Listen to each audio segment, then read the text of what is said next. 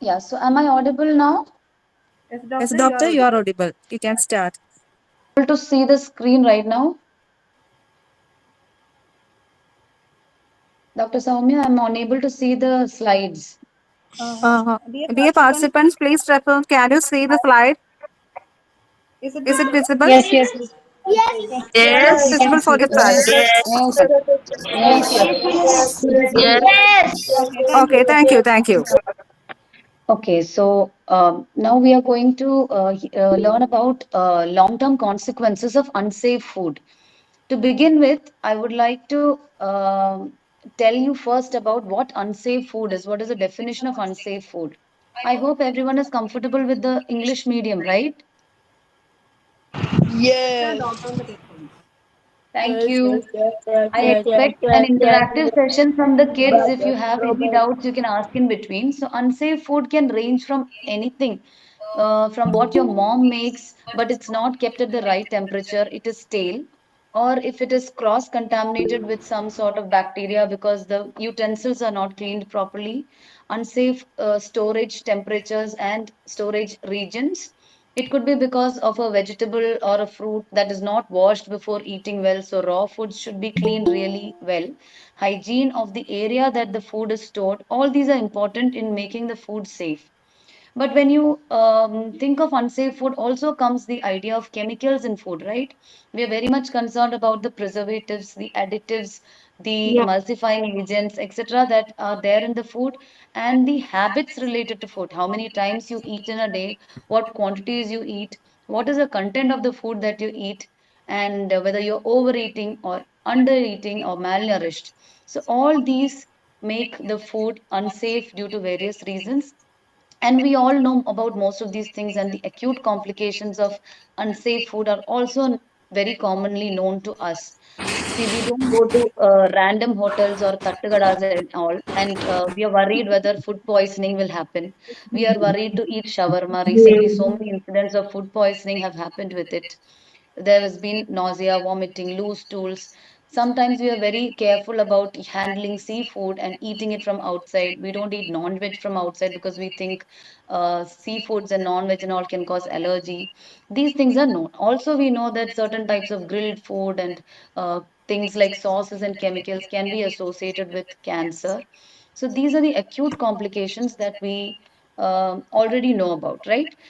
So also we know that if we eat kappa and if we eat putta and if the content of the food is not right, it leads to tiredness, lack of energy. Over some time, children have cognitive disability if we don't have adequate food before leaving to school. We don't have a healthy breakfast. We know there could be constipation, irritable bowel syndrome if the food that we eat is not rich in fiber. Over time, it could lead to long standing bowel disturbances, headache, tummy disturbances, and all will lead to taking various medications, and these can also lead to long standing consequences. But these are not the simple sequelae that we are going to talk about today.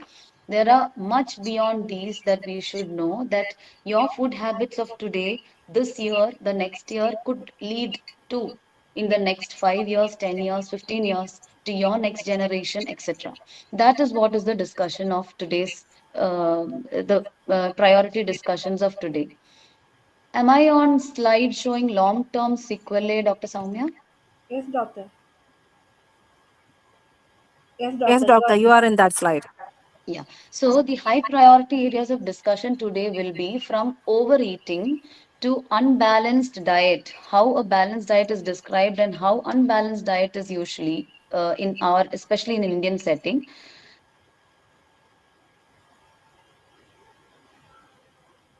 Yeah, so we were discussing about the simple complications that we know of, but these five headings would be what we will focus today. Okay, so first, the carbohydrate content in food. We all know and discusses about carbohydrate content is food should be around 40 to 50%. But is that needed in the type of lifestyle that we are all leading? Okay, so that is the first discussion of today.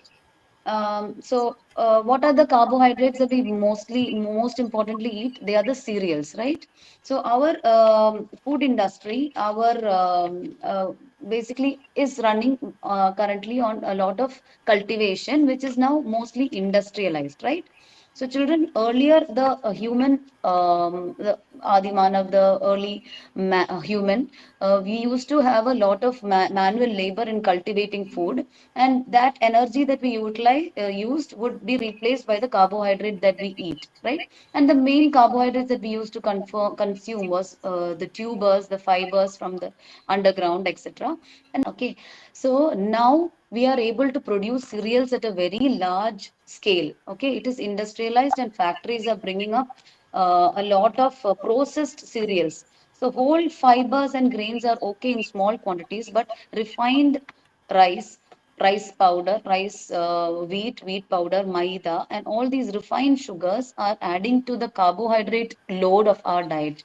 So the industries, especially the agriculture industry and then the processing industry, is bringing in a lot of ready-made carbohydrates into our diet, which is actually very easy to cook, easy to readily cookable and ready to eat. Some preparations are even ready to eat. Okay, so in order to increase its shelf life, it is converted to in a very refined form, in a long shelf life form, which actually you can just open the packet and eat directly, or you can just cook a ready-made chapati and eat. So in that form we are getting, and because the cereals are in this form, they are dehusked, all their fibers are removed. The sugar that you get out of that carbohydrate spikes in our body very rapidly, which leads to a lot of sugar fluctuation, and that is the main reason for most of the metabolic syndromes that we see nowadays. And it is presenting in very small children as obesity. It is presenting in them as early diabetes. It is presenting in young adolescents, etc., as pubertal disorders. Especially in children of your age group, you should be very wary of how much carbohydrate you consume, depending on the activities that you do, the sports that you take in. All those decide what content of your plate should be, how many times you should eat, etc. So the children are so much very fond of eating um, all the very sweet donuts, and they're very fond of drinking fizzy drinks. Can you just, if you could make us lemon juice for yourself, you will know, in order to get a particular amount of sugar kick, how many tablespoons of sugar you should add into it to make it that sugary that you want it to be like. So all these fizzy drinks, Fanta, Coca-Cola, all these have a lot of sugar loaded into it, and they're all empty calories, leads to sugar spiking, and therefore the body finds erratic sugar levels and the hormones that it has to produce to suppress it and bring it to a normal state for the body is very high, and these fluctuations leads to hormonal disintegrity in the body, and that is now explained as the most important reason for metabolic syndromes in children, middle-aged adult, etc. So that's how the metabolic syndrome is described as. It's a combination of obesity with diabetes, hypertension, dyslipidemias, that is cholesterol issues, low HDLs, large waist circumference, the obese habitus, craving for more food, thyroid disorders, polycystic ovarian syndromes, many pubertal disorders, etc. Why is it important? Because all this sets its foundation in the age group between sort of like 10 to 15. All the diet that the children have, that actually affects their early adulthood. So these starches, which are empty calories, should be avoided. And for me, I would say that now alcohol, people have come to know of the damages of alcohol, smoke, BD, drugs, etc. I don't think there are any issues at all in the society. The main issues right now are all these stuffs, like all the festivities that we do, the wedding banquets. We don't know what all to put into our plates when we go to a wedding or a ceremony. So much of desserts and all those things that we pour into our plate. I think we should restrict it to a great extent. We should control our carbohydrate intake most importantly. Also, we should be wary of our activity levels. We order food on Swiggy, we order our clothes and shoes, even size doesn't matter. Even those things come to our doorstep. We don't even go out on a walk to shop or buy some milk or anything. We basically have become very sort of couch potato like. Especially children, they like video gaming, they like watching TV. Very few of children only are engaged in heavy sports like football, basketball. In between their academic things, they very early lose their interest in such activities, right? So the content of our food also should be adjusted and the activity levels should be improved. I wouldn't say that they should go into heavy sports. All of them may not be into the sports orientation, but doing an everyday exercise like helping your mom in your household chores, cleaning up the house, mopping, cobwebbing, and going into the garden, spending some time doing everyday chores for 30 household chores itself for 30 to 45 minutes per day is activity enough. Lying clothes on the cloth line, everything is physical activity, right? So that itself is good enough, and involving in good sports is also and on a regular basis doing some exercises, yoga, everything actually helps. So the trend now in a early adulthood is sitting and doing some job or watching the screen, etc., which has become the new smoking. That is the line of the day, I would say. Sitting is the new smoking. Okay. Now, after carbohydrate, the next deleterious thing that we are confronting is sodium. Okay. Early prehistoric men never had access to salt. So salt is sodium chloride, and sodium is responsible for maintaining our body, the intravascular tone, the blood pressure, etc. So when we incorporate a lot of sodium in our diet, that actually leads to increased blood pressure. Over the last many decades, 6 or 7 decades, at least 20 to 30 millimeters of mercury rise in the average mean arterial pressure of our population is seen. So hypertension is now trending along with diabetes. Our India is called the diabetic capital of the world, right? So that those are happening, and the sodium is responsible for the increasing blood pressures in certain communities. Apart from sodium, so the early human beings and the human body is all designed to have low salt and high potassium. People used to have a lot of berries, fruits, and fiber rich, potassium rich food with low carb and low salt. But now it's the other way. Now, chemicals in food, that is the next most important thing. What all chemicals can you see in food apart from the various sauces, the color in your mango bar, the ice creams that are filled with a lot of flavoring and coloring agents? Apart from these, which are under certain food regulations like FSSI, AgMark, there are certain regulatory bodies in India and internationally which control the food additives and flavoring. Who knows? All these studies are done in animals, not in human beings. It's not possible. So, after a certain allowed daily uh, levels, it causes cancer, etc. We know of. So it is permitted to some extent, but it is always good to avoid. If you have an option between a white color drink and a colorful drink, children, I'm just giving a good example, an easy example. You could choose the light color drink, okay, the clearer drink. If you have some ice cream which is vanilla and deep color, most of it is actually, if you see butterscotch, there is hardly any butterscotch and caramel. It's all color and artificial flavoring. So it doesn't add to the nutritional value. Understood? It only gives you that extra serotonin, extra happiness because it's not vanilla, simple vanilla, it is strawberry. But it's just color. So understand that and avoid the deep coloring agents in food, flavoring agents in food, because they are all just chemicals. They are not the natural fruit or the spice that is there in the food that enhances it. It's just a kick. It's actually juggling with your brain. Okay, the food industry actually bluffs your brain and makes you buy more attractive things at more cost. The other chemicals are food chain residues like acid regulator stabilizers and contaminants in food like toxins due to bacterial growth if they are not stored properly. For example, in this aspartame, this is the recommended level. If you see in these levels, leukemia, lymphoma, and such cancers are studied in use of aspartame.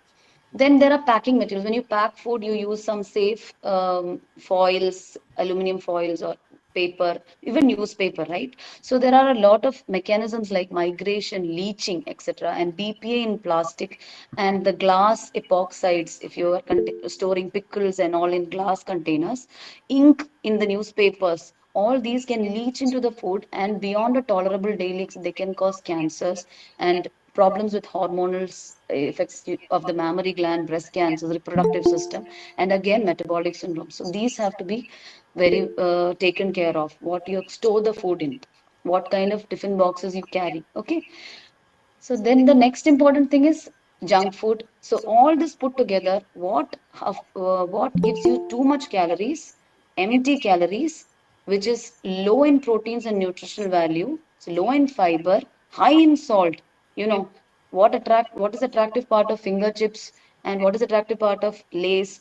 It is rich in salt and it gives you a kick, right? So all these junk food are pre-packed snacks which are high in calories but very poor in nutritional value. When you eat that, all these side effects happen. That is what we discussed. So we have to avoid junk food to a certain extent or have a discretion between what is safe or midda bhojanam. You have to eat it in decent quantities only because it has a lot of long-term complications. And the very prolonged complications are in the aspects of epigenetics. Let me tell you just one example and stop with this last slide.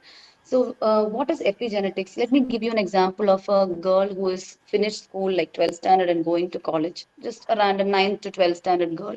So, she is going to be in her reproductive age group. Her reproductive organs are all developing, or let it be a male.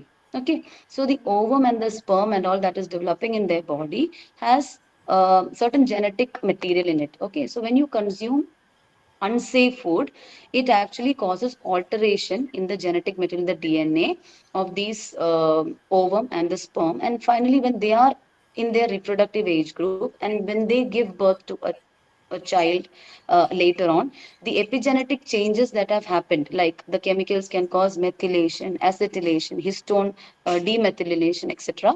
These are reflected in the child, and metabolic syndrome sets in early in the child. So even if the child has a healthy lifestyle and eats very healthy diet, the metabolic syndrome is already there in the DNA. Okay, so you have affected the next generation due to a poor, unbalanced diet that you have followed. Okay, so it can just get transmitted over generations. So it's that important. Hence, following a good nutritional pattern, how to do it, I'll just briefly tell you. There's something called gut immunity also. What unsafe food reaches your gut? Not be just chemicals, it's just unbalanced diet, high sugars. They can stimulate the mucosa associated lymphoid tissue in the gut. It can also trigger various cancers. So there are a lot of autoimmune diseases.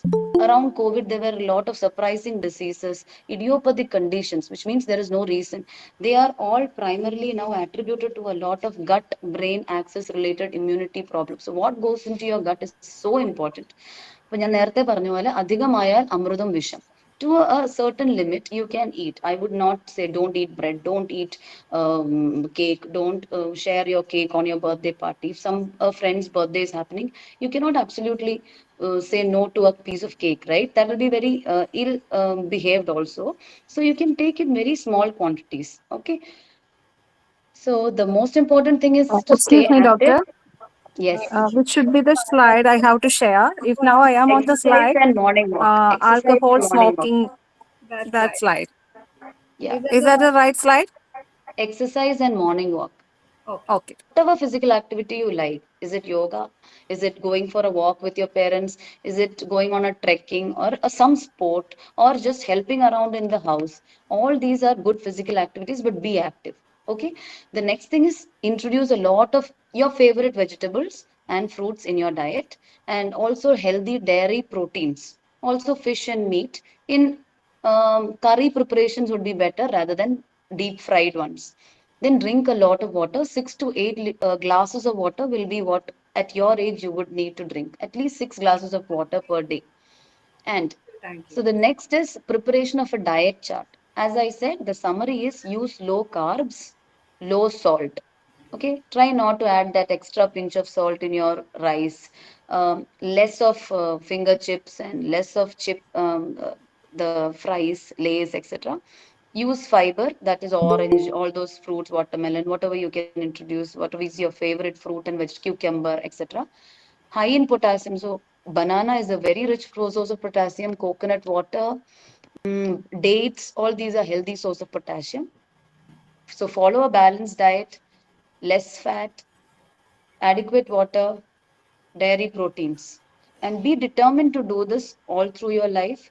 And then I am really appreciating this particular venture because it's a community moving venture. So it's not say stop to junk food, which I've put Mida Bhojana. So just take it in very low quantities and know what you actually is damaging and reduce it. Okay. And I think schools and also take the initiative of not even serving any of these junk foods in their canteens.